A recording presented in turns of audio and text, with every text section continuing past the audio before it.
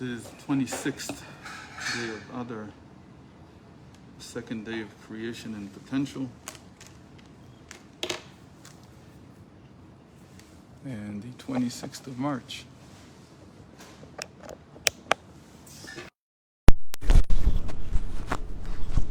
That was the 15th. Who's counting though? Who cares? I'm slow. Yeah, a little behind. A little behind here.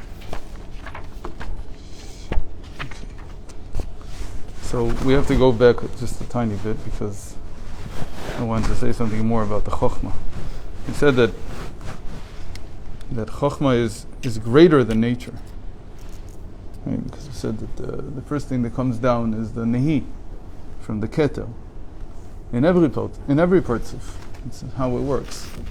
So Zah is just the example. Every partzuf, first of all, you get the habitual faculties, and then come the intellect and the feelings. And then he told us that because it's from the Keter, because that's where the Nehi comes from. So this Zah, the way he is now, the klipa can take as much as it wants from him. It's not going to face the source, the keter, but it can be turned around. Right? We said the back is to the keter, to the makif, and the front is to the pnimi, to the inside, to Zah himself. So, but the klipa is going to be able to take everything because there's no discernment in keter. Keter treats everything equally. Everything is the same. Well, and then the Chokhmah comes, and that's Shelo leitiv ela lemi shera'ui al pi haTorah. Okay, it has a midah nechona, he calls it. It has a correct measure. It's already a measurement. So the way we think about this is that the Torah says something's right or something's wrong. כידוע שמצד זה נקרא החוכמה דין. And Chokhmah itself, because of this, is called din. What does this mean? It means that Chokhmah is a precursor to the Torah. What do you mean a precursor? That before there was the Chokhmah of the Torah, there was Chokhmah in general. Okay? There was nothing. No, there was. Because Novlot Chokhmah shel Mala Torah. There's a Chokhmah above, and that Chokhmah has its low-hanging fruit, or the fruit that falls off. That's novlot, like the naval. And that's called Torah. Torah comes from this higher wisdom. This higher wisdom is the source of all wisdom. The way we say it usually is that this is hinted to in the second day of creation, that there was water, and then Hashem split the waters. He made a firmament in between. So the water before, when there's no split, when there's no firmament dividing it into higher and lower waters, is also wisdom. But that's the Chokhmah Gduma, it's called. What? Why is that? Because water is always Chokhmah. This is a well-known image. The Rebbe talks about it many times. It's a well-known thing. I thought water was chesed. It can. Later on, it's chesed because it causes things to grow. But originally, it's wisdom. The whole right side is water. The whole left side is fire. Okay? So before there was this wisdom that encompassed everything, and then it was split in two and became the lower wisdom and the higher wisdom. Chokhmat Tata, Chokhmah Ilah. That's what it's called in the Zohar. What's a Chokhmat Tata? That's the wisdom of the mundane in the world. So it's all kinds of wisdoms. It could be mathematics. It could be just a person even learning from experience, whatever they're learning. But you learn from experience. That's lower wisdom. The higher wisdom is that you learn from revelation, that Hashem reveals it to you. Because of that, we also have Tshuva Tata and Tshuva Ilah. Tshuva Tata means that the person is awakening in Tshuva himself, from his experience, from himself. He's rising above his nature. And Tshuva Ilah means that Hashem sends you an awakening. It's like the karoz, the speaker in the heavens that's sending signals out every day. Do tshuva, karoz. And I say what the Baal Shem Tov says. There's a karoz every day. What does it help if I can't hear it? If I can't hear it, it says no. You do hear it. Your soul hears it. The problem is that this is from above. This is awakening in you all kinds of thoughts to do tshuva. It's not from yourself. Okay? It's from above. So the wisdom before is din. It's also din. Why? Because wisdom and intellect, all the intellect, has what's right and what's wrong, what's true and what's false.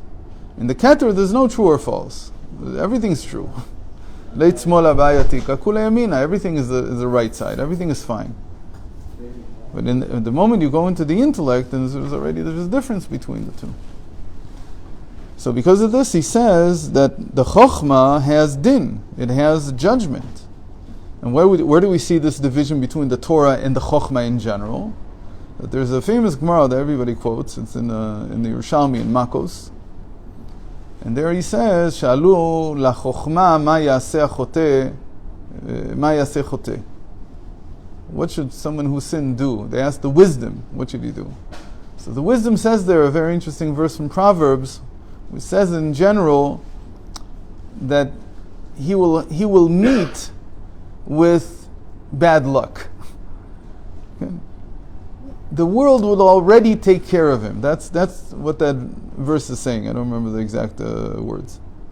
It says, it'll happen by itself. You don't have to do anything. The world will get rid of what doesn't belong. Because that's a chokhmah. It's not the chokhmah in the Torah. Then they asked Nevuah, what should he do? So what did Nevuah? Nevuah here is the Torah. So what should he do? He said, bring a korban, bring a sacrifice. Then they asked Hashem, what should he do? What did Hashem say? Yaseh tshuva. He should just return to me. He can do it himself. He doesn't need any external, he doesn't need anything else. He wants to bring a korban, it's also good. But first of all, he has to return to me. So the wisdom here is saying something, it's also judgment, but it's a judgment that's like natural. And saying even in the natural world, the world gets rid of all the junk. It won't last. It won't last forever. Even naturally it won't last. So all the more so Torah. Omnam din zeu din memutak lefi she'alado kiyum ha'olam. That's what he means, that because of this the world is sustained, because you have to get rid of the junk. What doesn't work has to get swept away. ושכר לצדיקים ועונש לרשעים. כמו כן יובן בעניין עיבור, הזה בימי אימא, להמשיך למוחין, שכפי שהוטלת גוטלת, כמו שנמשך מהקדר בחינת המידות שבלי שכל. So, this state of being three within three, which is the state of the Jewish people in Egypt, because there's a Zah, we saw it from the Mishnah's Chassidim, we said in the beginning, that we're the Zah. We are Zah. We are the image of Hashem.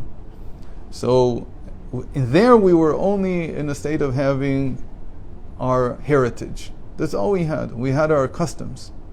It was customary to do so and so because our patriarchs did so and so. But there was no mind in it. Nobody had any Torah. Nobody had any way to learn. Nobody knew any principles of learning. Nobody had any way of doing it intellectually. So there's no sechel. There's no intellect. So even though these measures, these habits that we have in Egypt, they came from, they're just habits. They're just passed down from father to son. There's no learning there. There's no reasoning behind it. Their root is very high. Where's their root? Their root is in the patriarchs. That's very high. They're the ketel. They're the crown. But still, just to be based on heritage, just to be based on custom, that's to be in a very immature state. And you're also you're an external person. What do you mean external? There's nothing pnimi. There's no feeling. It's very hard to have true, authentic feelings when it's just a custom. Feelings come. Rectified feelings. They come when there's reasoning behind it, when there's an understanding behind it. And then the person really loves something or really abhors something. And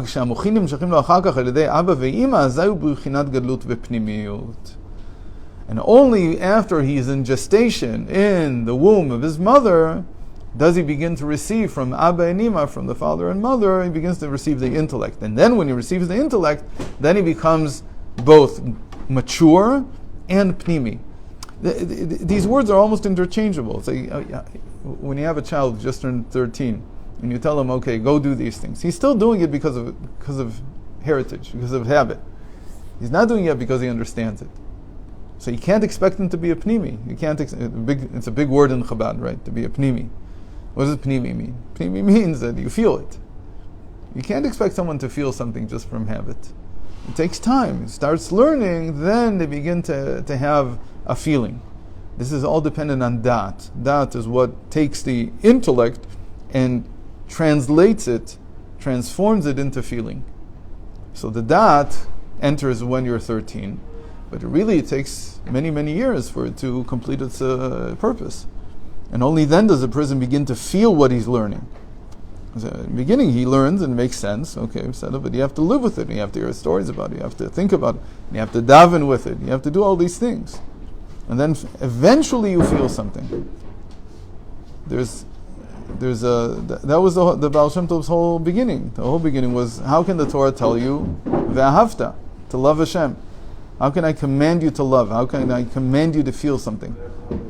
So what's the answer? The answer is, he says, if you study, if you learn, eventually you will love. It's a commandment that's more like a promise.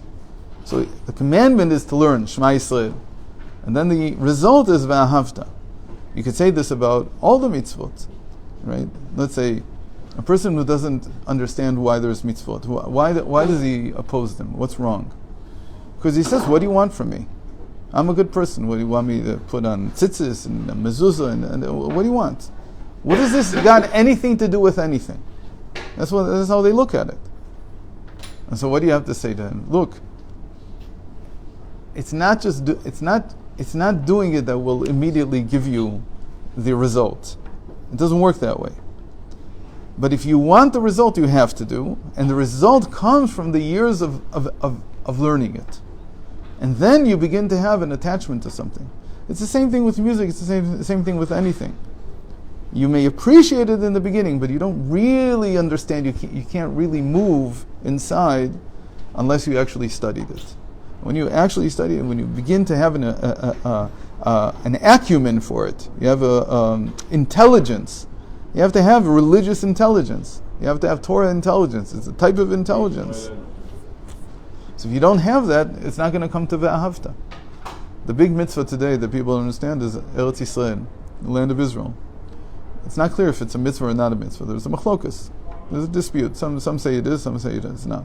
But really, Eretz Yisrael is the biggest promise. It's the promised land. What do you mean the promise? Promise, what do you mean? I mean to say that eventually you will feel that this is where Hashem dwells. It doesn't come right away for everyone. But eventually it shows up.